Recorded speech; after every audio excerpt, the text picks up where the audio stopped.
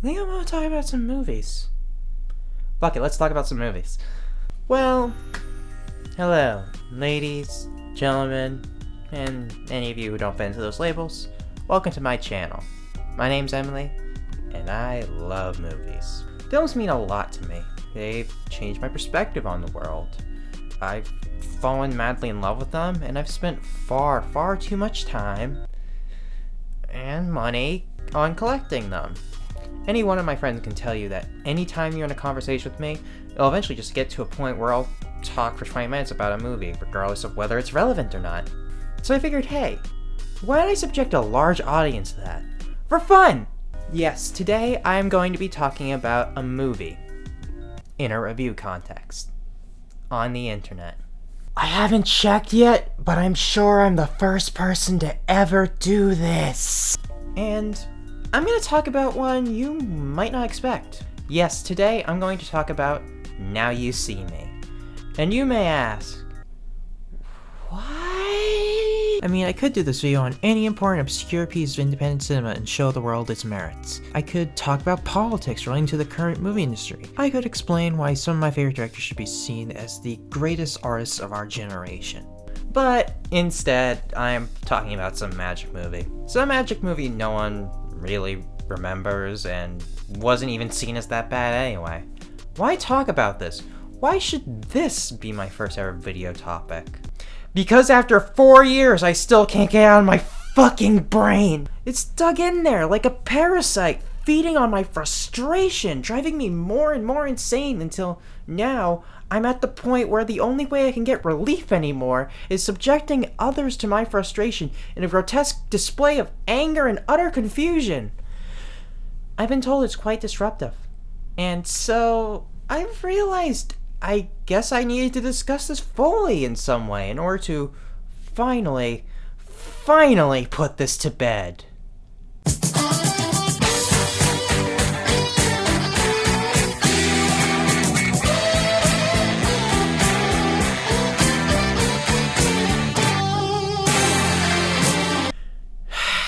Where to begin? Why does this film stick out so strongly in my mind?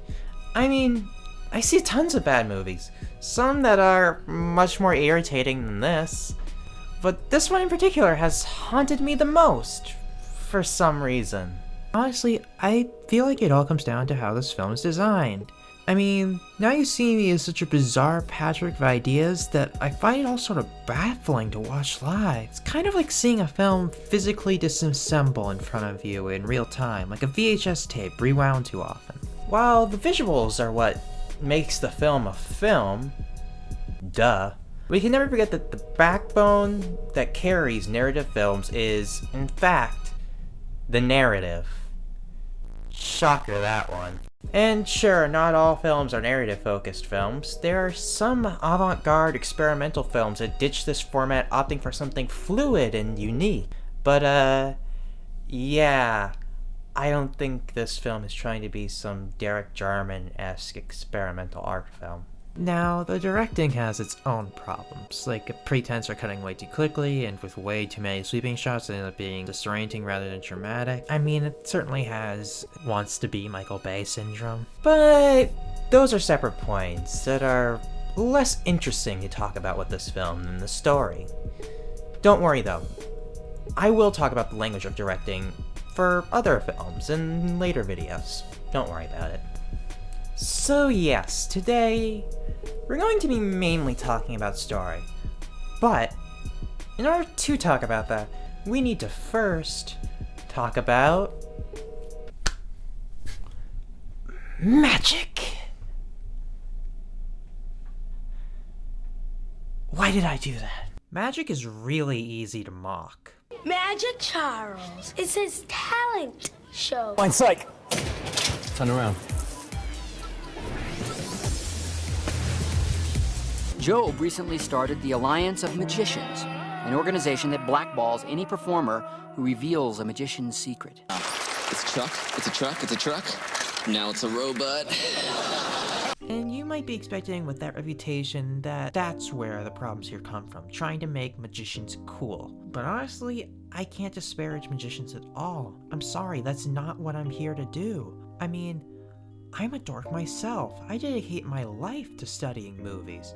I can't make fun of anyone's passion for being too dorky. And honestly, I think magic can be really fucking cool. Watching clips of magic can be exhilarating, funny, confounding, and absolutely hypnotic. Both metaphorically and literally. See what I did there? Makes us feel that same sense of wonder and shock we do when we learn something new and see something impossible. It just astounds us, and the mystery of how it was done just hooks our brain into obsession. And that's without getting into the complexity of it all. For example, by watching clips on how those tricks are done and seeing them physically deconstructed by folks like Penn and Teller on Penn and Teller Fool Us, or The Masked Magician, or even the occasional Captain Disillusion video, we get a whole new appreciation with it because we get to see how much effort went behind the mastery of it all. There's a lot of practice and minuscule tweaking that takes mastery to pull off correctly. But that's not all that magic can be used to explore in a film. For example, the topic of magic can be used to analyze us as human beings, too. Christopher Nolan's film, The Prestige, which now you see me admittedly borrows a lot from, It is also one of Nolan's best films. I highly recommend it. uses the theme of magic to explore how humans can dedicate themselves to competition until it consumes them and becomes their very being. It explores what has to be sacrificed for an illusion to be at its peak. The documentary An Honest Liar also addresses magic in its own way. It uses it as a jumping off point to talk about other forms of illusionary acts like psychics, mediums, and faith healers, and uses that as a metaphor to also address how our understandings of truth and lies can be easily manipulated without our consent or knowledge. So as we hypothetically approach writing this film, there's not a lack of perspectives to approach this from. And yet, Now You See Me never really commits to any central idea about magic in this entire film. Like, it sort of implements some of them, but it never quite embraces any of them. So, in order to discuss this film, we need to really sit down and analyze this plot, beat by beat, from the beginning. Alright, let's do this. This film is about four magicians: Danny Atlas, a showy, arrogant stage magician, played by Jesse Eisenberg, his former assistant and now successful escape artist, Henley Reeves, played by Isla Fisher, a smarmy, washed-up mentalist named Merritt McKinley, played by Woody Harrelson, and Dave Franco's Jack Wilder, a street magician with a penchant for pickpocketing strangers. They each find a tarot card in their belongings, which call upon them to visit a New York apartment. They don't know who summoned them. They all sort of assume that it might be a mythical legion of magicians called the Eye. They meet up at the apartment and discover elaborate blueprints that are also holograms, because holograms are cool and paper isn't stylish enough, I guess. We cut to a year later, and whatever was said on those hologram blueprints, I'm not over that yet, sorry. Anyway, whatever was said in those blueprints has led to them headlining at the MGM Grand under the name The Four Horsemen. I should note that the Four Horsemen name has no symbolic or literal purpose. It's not foreshadowing anything. It's just because there are four of them and it sounds vaguely cool. Yes, I'm disappointed too that the twist isn't that they're the bringers of the apocalypse. That would have been incredibly cool, but sadly no. Anyway, we come just in time for them to come on stage and announce their grand finale, their big trick. Tonight, we are going to rob a bank. I gotta admit, that's just an extremely interesting concept for sure. It's an excellent trailer line. I mean, you can't tell me that your ears didn't perk up when you heard that line the first time. There's just something inherently interesting about it, and there's a reason this trailer brought in so many people into the theater to watch this film. So, they then select a member of the audience who they have select their bank, and they take this man and they have him get into what they refer to as a teleportation device. However, when he does put the helmet or the machine on, it seems to actually work. He appears in his vault, and while in there, he presses a button, all the money is sucked out, and he places a signed ticket stub on the empty floor. The money falls onto the crowd as they erupt into applause, and it seems like a decent little visual trick. But of course, that's all it has to be, right? Well, the next day, the bank finds a vault actually empty with the ticket stub signed exactly the same, just where it was left at the show. So, that's the premise. And God, what a fucking premise it is. There's intrigue, mystery, technical mastery, and even a conspiracy of sorts. There's so much to chew on. And this is all before even introducing a theme which could add so much more to this all as well. It's a recipe for success. So how do they approach it from here? So when a giant bank in Paris gets robbed by 4 random American magician dipshits, it seems to make sense that the authorities are probably going to get involved. As usually happens when over $1 million are stolen from a bank. Taking lead for the FBI investigation is Agent Dylan Rhodes, played by Mark Ruffalo. Rhodes is a disgruntled, tired, and seemingly perpetually angry veteran agent who thinks that the idea of dealing with these magicians at all is a farce. Meanwhile, his partner, played by Melanie Laurent of Inglourious Basterds fame, is French Interpol agent Alma Dre, a new field agent who is on her first time off the desk and finds the magic of the 4 horsemen and the history of magic to be utterly exhilarating. Basically, she's just here to play the Mulder to Rhodes' Scully. Yeah, that's really it, to be honest. Not much to her. Seeing as millions of dollars just up and vanish during the middle of the night and these 4 magicians are the only ones with a direct connection to it, the agents start to interrogate the 4 horsemen specifically.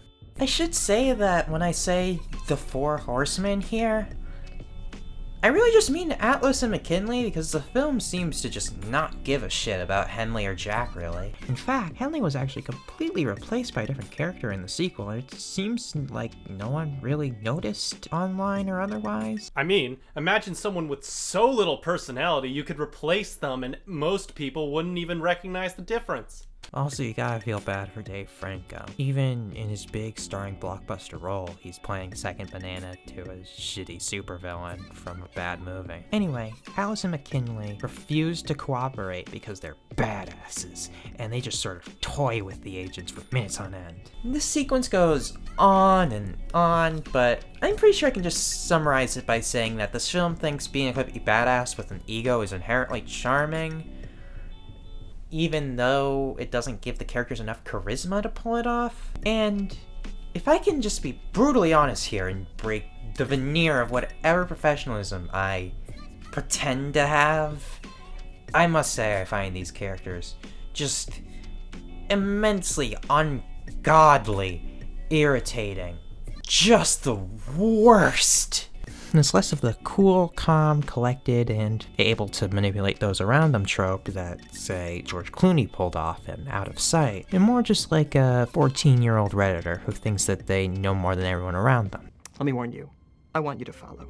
Because no matter what you think you might know, we will always be 1 step, 3 steps, 7 steps ahead of you, and just when you think you're catching up, that's when we'll be right behind you. Like, did any of that come off as anything but arrogant and egotistical to you? They just don't have the character or charm to pull it off. After 5 minutes of this heavy quipping, it becomes pretty obvious that unless the FBI wants to argue that the 4 Horsemen's magic is actually real, they really have nothing on them, and holding them there would just make them look pathetic. So they just have to release them and investigate in other ways.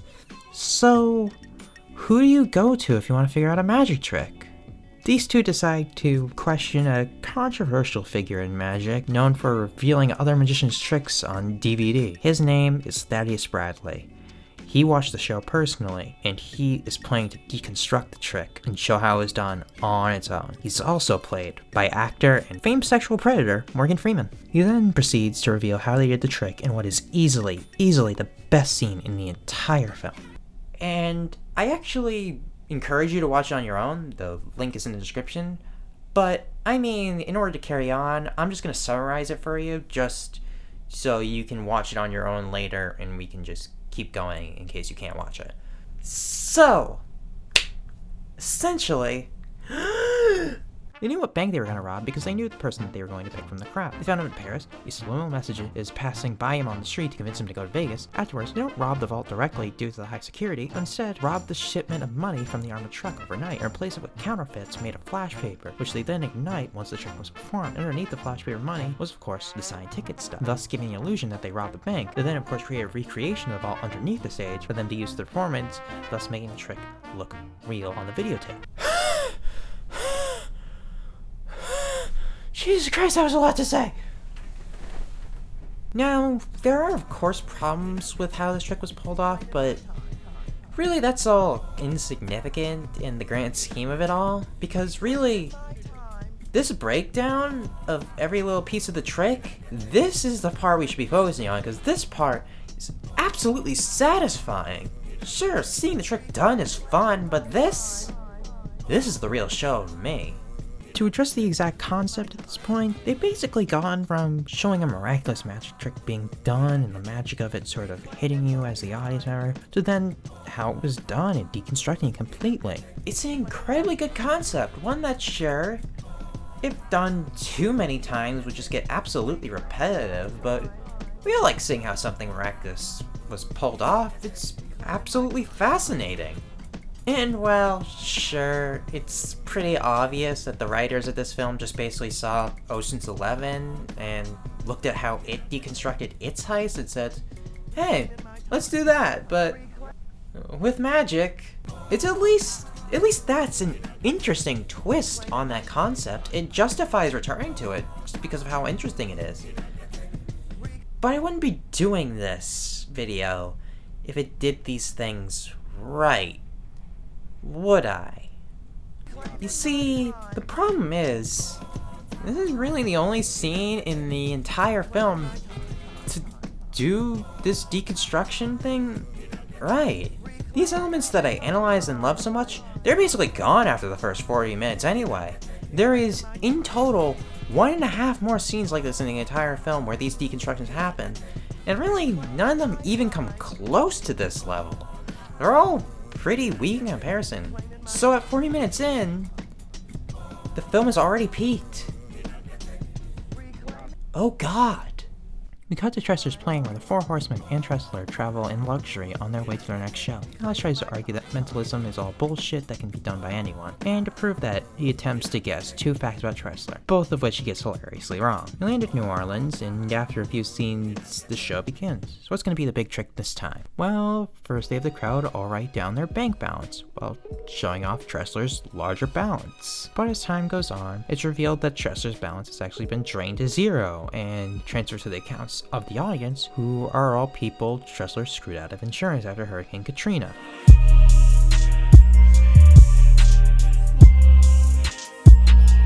Tressler is shocked, and it's revealed that the sequence on the plane where they guessed elements of his past were used to answer password questions in order to get to his bank account, and as such, the horsemen take a bow and escape the stage and the police, ending up in New York where they plan their final show. So okay, the idea of deconstructing these tricks is still technically present here, but I just don't think it works at all. Like, sure, the concept of explaining the trick is the same basis, but this one is so short, simple, and lacking in all of the technical mastery and elements that the first one had in spades that it just feels like an unsatisfying knockoff version of what we got earlier. This explanation just feels so basic. They have him give up password clues, they get into his account, and then they transfer it to the victims discreetly. That's about 3 steps to get to the end of this trick explanation. Think about that. The first explanation was intricate. It had multiple interlocking pieces where if one thing went wrong, it would have all fallen apart. So there's so many high stakes moments. This one, it's just 3 steps and there are 0 moments where they risk their own skin. It's not even close to the same level of what we saw earlier.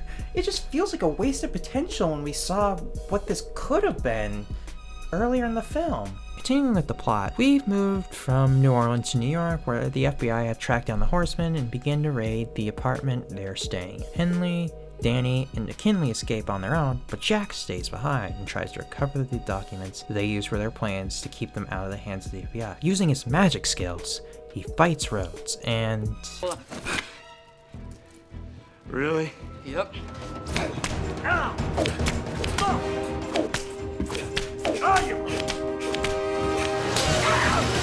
Look at that. It's so fucking adorable. Just look at it. It's so cute. Aww. Anyway, Jack escapes, but the FBI continues to follow him in a high-speed car chase, where Wilder's car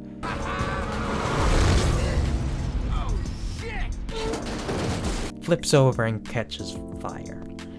Rhodes attempts to save him, but only gets the files before the car explodes, killing Jack in a blaze of glory. The level of incompetence displayed on this case, that's a magic trick in and of itself. Abracadabra, I'm taking over.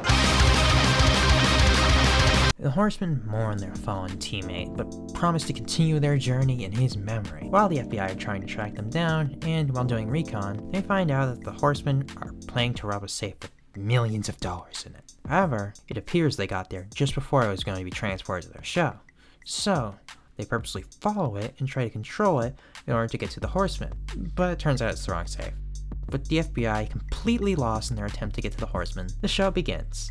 Lights dim, and the Horsemen show up and just kinda stand there?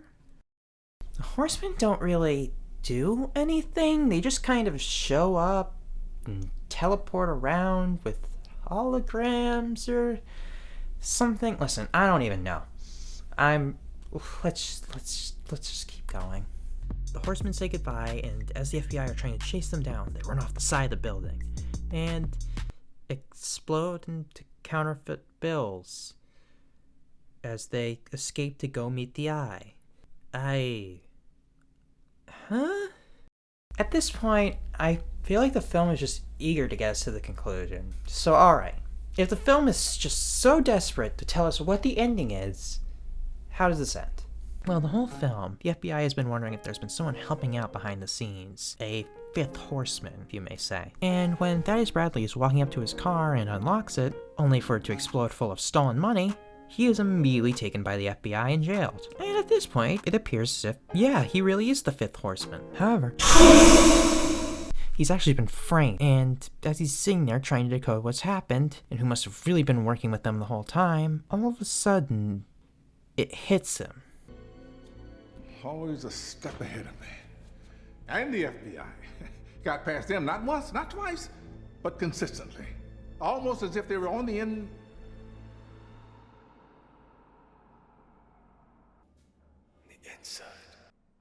You. Yep, it was Dylan the whole time. Okay.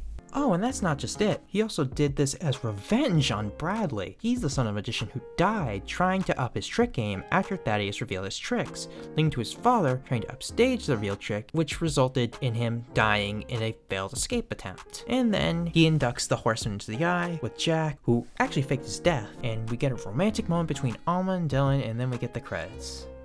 Okay, there's a lot to unpack here. First, the film centers on the idea that the whole time you think you need to pay attention to certain details, your attention is actually being used against you to manipulate you away from the trick. And that's a fitting metaphor. A lot of twists hang on the idea of being hidden in plain sight and missed because of negligence. Now You See Me never even gives you the chance to redirect your attention, because it's not in plain sight. It can't be. It's not in sight at all. There are no clues sprinkled within that would lead anyone to figuring out the twist besides the fact that it seems like an easy cop-out. Look at other films with twists. There are moments where the curtain's pulled back, but we don't notice because we don't have the information to get that slip. We see facades of the character slip, we notice little details when we rewatch, we often get a performance that has clear duality to itself. We don't notice it the first time we watch, but it's a real treat to notice it the second time. We never see Dylan snap at Bradley for his practices, or show some hatred towards any of the people he's conspiring against. Sure, maybe if he was some cynical anti-corporation agent who did this job despite admitting he hated all the parties involved, maybe then this would work. But all he gets are 3 little nods to the twist, which don't really tell us anything about who he was underneath it all. It all just screams like it was some last-minute attempt, like they developed the idea with no idea of who the fifth horseman was going to be, besides the fact that it had to be the last person you'd suspect. And they just ended up on Dylan. And as I said, we don't get any real development for Dylan as a character. Sure, we see his facade, but we don't get to see the real Dylan's journey. We don't see any of his real issues or any of that, it's all tossed aside. Which is a real shame because, well, his facade is the most developed character in the entire film. He's the closest thing we get to a protagonist or a character to project ourselves onto. I mean, Danny and McKinley have a tiny bit of character, I guess, but they have no arc. Thaddeus is interesting, but meant more as a small character in this huge story. Tressler really doesn't have anything to do, and could be taken out of the story, and not much would be affected. And the other two horsemen are basically bit parts, with how little they have to do with anything that goes on. Really, the only other characters who get a major amount of screen time are Alma and Dylan. And Alma is just, unfortunately, some simplified love interest, so that leaves us with Dylan, who we never really get to see the real side of until the end. Which means no one in the story gets an on-screen arc. It's all just secondary to a plot that, by now we should realize, is kind of secondary in its own way. The authentic feeling of it all doesn't just stop there, because as a result of this revelation that it was just all Dylan's attempt at revenge, the supposed righteousness of the Four Horsemen is just completely stripped away.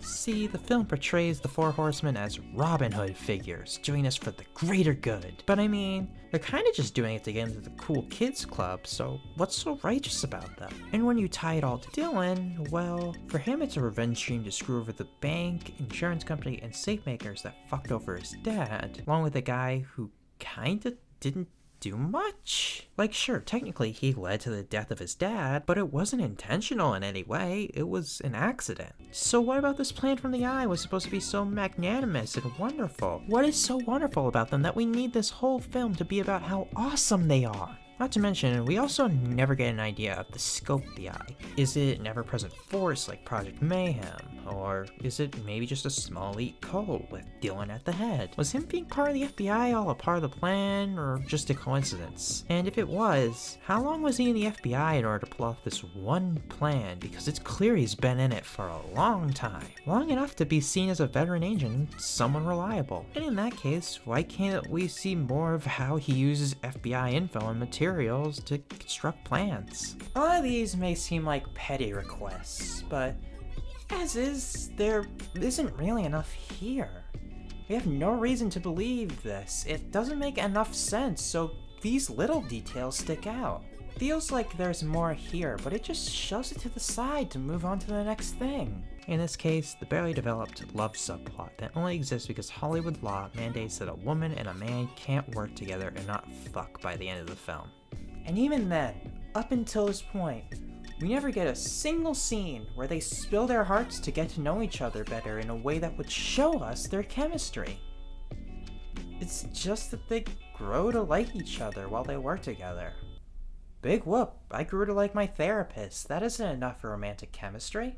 And yet the film holds off because it has to divvy up its time between all the other elements of the film. It's like everything got permanently put on hold to move on to the next element, but as a result, none of them get their time to breathe, and they all just have to get quickly wrapped up by the end to leave us with some monochrome of satisfaction. Gee, it's almost like none of this coalesces at all. Hey, speaking of Alma, you know who has more motivation to be the inside man? Her! Seriously, she's a newer agent, first time off the desk, who already seemingly has a fascination with magic already. Plus, it'd be pretty easy for her to simply be posing as Alma Dre this whole time. Maybe she apprehended the real Alma Dre and faked her French accent to convince the FBI she was the real deal. After all, no one would recognize Alma in America. I mean, in an earlier scene, there's a little moment where she doesn't shoot one of the horsemen she's chasing down, allowing them to get away, and it's meant to be this commentary on how inexperienced and scared she is. But imagine if after the twist we flash back to this moment and see her walking away and smiling and talking to an earpiece to the Eye. Do I like that twist? To be honest, not really. It kind of feels kind of bland and unoriginal, but it at least has more thought put into it than what we got. After all, why should it be Dylan? Sure, you can say because his father, but here's the thing. That detail isn't added in until the twist is already revealed. Anyone could be this kid of this magician. Hell, what if the whole time it was Common's character? You know, the character who does so little that this is the first time I've mentioned him in this entire review? Actually, what if at the end we just discover that it's just such a big organization that they don't even need an inside man. They already have eyes everywhere. And so maybe Alma and Dylan just come back dejected, realizing that it's all bigger than they realized. Or Maybe they opt to join in, seeing the idea as something worth fighting for. But no, it's Dylan because he's one of the main characters, and thus it's shocking when it turns out he's been lying the whole time. Now you see he doesn't view its twist as a way of shedding new meaning onto the film, or a way of communicating themes to the audience. It sees it as a necessity to the genre. After all, if the thriller is based on the twist nowadays, the twist no one sees coming the most must make the best thriller, right? So it plays on our expectation that there's going to be a twist, and then uses the one answer that we didn't suspect at all as the real answer, forgetting that we didn't suspect it because it didn't make sense. So there's nothing to that then. It's circumstantial. It's only there because the genre demands it. What does this say? What does this mean? The film isn't concerned at all with those questions. The ending just feels like one giant cop-out. The finale to your film is meant to be your sweeping end statement. It's often what sticks out most to an audience. So when you just haphazardly throw out a twist like this at the end, it just feels entirely forced. Like there isn't anything here to even chew on. It's all thrown together so slapdash. In fact, the whole film feels like this. Jack dies just to reveal that he really didn't. Tressler and Bradley start working together, only for it to amount to nothing. Film introduces elements of deconstruction akin to Ocean's 11, but then just kind of abandons it. Starts to kind of explore the consequences of revealing magic, but never takes that too far either. It doesn't even really use its characters much, and seems to only want them to be vessels for the story. But then it never gives enough detail to that story to make it all worthwhile. It's like the film is made up of a bunch of ideas that they thought they could add to this magician idea, with no sense of how it developed. It's all barely threaded together. Things just sort of happen to happen. There isn't a creative drive here pulling it all together, and there's nothing to chew on. Even if you wanted to chew on it, what's there to chew on? It's a collection of ideas held together by loose string that exists to exist, and nothing else. And yet, beneath it all is a good idea. There's a reason why magic still is one of the highest grossing entertainment acts in Vegas. We love to be surprised, and magic does that for us, and we love it for that. And I mean, the film wants to produce the same effect, right? So why would it be a failure? Well, because there's more to magic than just shock. It's also the personality presented, the way the show coalesces into a whole experience, and the level of skill presented.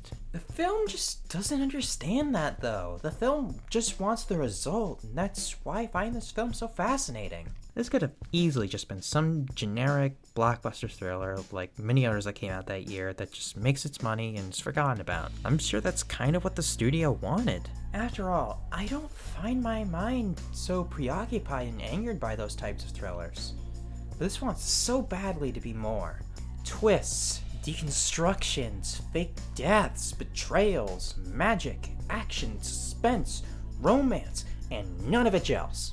And none of it really ever gets enough time to marinate or become fully realized, because the script is so preoccupied with creating memorable, appealing moments that ever gets to have those moments, you need a solid backdrop to build off of. It's a film inherently confused on what it wants to be, so it tries everything in a vague attempt at trying to win you over. And by doing all this, it reveals its construction. Really, as I've shown today, there's a lot more to be said about how this film was constructed based on how the plot develops than what the plot actually is itself. But I guess at the end of the day, they got what they wished for.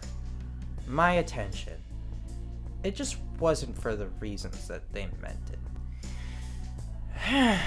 There just was so much potential here that I wish we got a real meaty illusion to chew on. But instead, they just gave us a cheap parlor trick, one that's pretty easy to mock. Do what you gotta do. Do what you gotta do. Do what you gotta do. Do what you gotta do. Come on back and see me when you can.